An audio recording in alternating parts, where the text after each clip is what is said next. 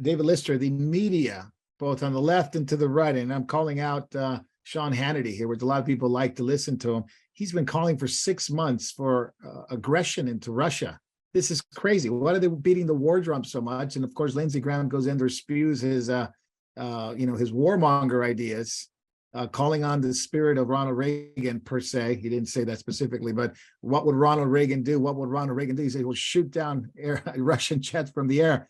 Why is the right media, the right-wing media, so willing to go to war when it's been shown that, as we have put it here, they're both evil? It's nothing to do with the U.S. It's a NATO thing, but yet we have to be supportive of that, and we fund a lot of the NATO stuff. So what's your take on this, the right-wing media as well as the left-wing media?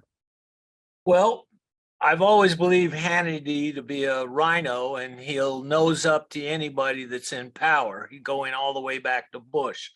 And so I don't think much of Hannity. I don't watch Hannity, but the media is just pushing. I mean, for Republicans to be calling for war when we're as weak as we are, all of our ammunition supplies are low, will take years to redo.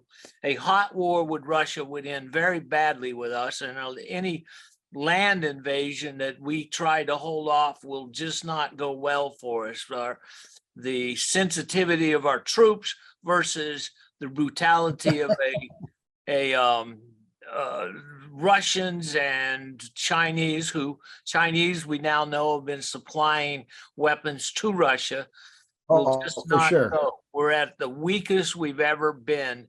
It will take us years to rebuild all the ammunition and supplies we need to handle a live war. They've lost their minds.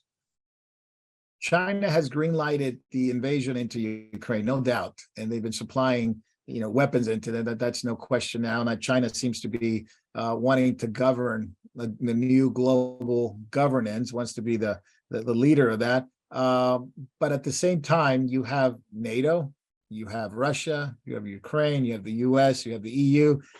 This seems to be like an all-out war, not including Taiwan, not including Iran. What do you think, Jacob's going to come out of this? I mean, we're at the precipice and we keep inching. Seems like every week we are in more of a desperate situation, and yet not many. David Lister says some politicians on the right have called for peace, and to a certain degree, maybe Trump has, maybe a couple of Republicans have, but for the most part, this is a war that I think a lot of people want. It is a war a lot of people want for a lot of different reasons. There's no uniformity as to their motives for wanting the war. Different political factions want it for different reasons. Obviously, China green-lighting is China is wanting to divert attention away from Taiwan and wants Western preoccupation with what's happening in Europe in order to keep a similar effort from taking place in Taiwan. With the present situation, the United States and the West could not support Taiwan the way it is presently supporting Ukraine. They just couldn't do it with tactical weapons. The only prospect is to go to weapons of mass destruction. It's going to a precipice. On that, I agree with Donald Trump. It is a more dangerous situation than the mainstream media are reporting. Although I am no longer a supporter of Mr. Trump because of his pro-homosexual gala position, he's still quite right on a number of economic and foreign relations and international security issues. And that is one of them. It is quite dangerous. You cannot show weakness to Putin, but either can you show aggression. What I've been saying from the beginning is you have to create an incentive for both sides to negotiate and end this. And nobody is playing the statesman, although China might like to.